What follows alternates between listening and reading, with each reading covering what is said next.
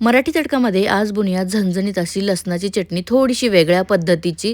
नेहमीच्या भाज्या खाऊन कंटाळा आला असेल तर एक वेळेस ही चटणी एकदा बनवायची आणि 8 ते 10 दिवस तुम्ही ही खाऊ शकता.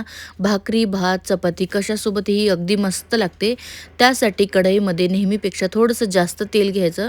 त्यामध्ये जिरे आणि मोहरी टाकायची. जिरे, मोहरी छान तडतडले की अर्धी वाटी कापलेला लसूण टाकायचा.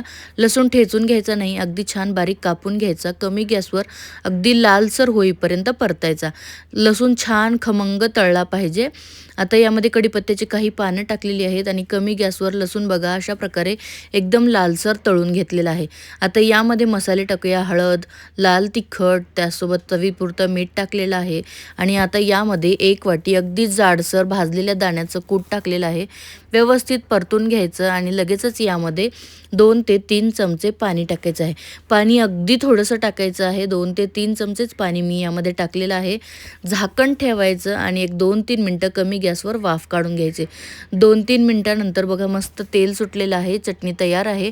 वरून थोडीशी कोथिंबीर टाकायची आणि ही भाकरी, भात, चपाती कशासोबतही खाऊ शकता. एकदा बनवायची आणि 8 ते 10 दिवस ही आरामात फ्रीजमध्ये टिकते. नक्कीच ट्राय करा.